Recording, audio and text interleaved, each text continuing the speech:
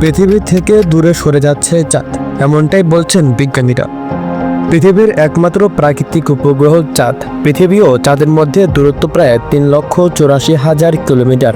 তবে এই দূরত্ব স্থির নয়। বিজ্ঞানীরা গবেষণা করে দেখেছেন চাঁদ প্রতি বছর প্রায় 3.8 সেন্টিমিটার হারে পৃথিবী থেকে দূরে সরে যাচ্ছে। এই ঘটনা কোনো আকস্মিক পরিবর্তন নয়।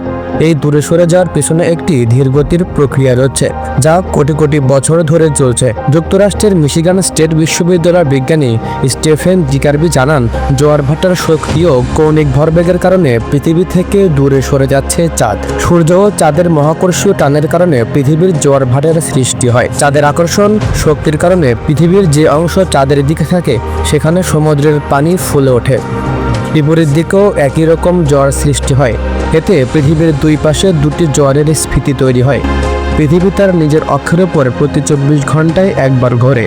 ফলে এই জোয়ারের স্ফীতি চাঁদের আকর্ষণের চেয়ে সামান্য এগিয়ে থাকে। পৃথিবীর ঘূর্ণন গতির কারণে প্রতি স্ফীতি চাঁদকে সামনের দিকে ঠেলে দেয়। ফলে চাঁদ অতিরিক্ত শক্তির মাধ্যমে তার কক্ষপথকে সামান্য প্রসারিত করছে।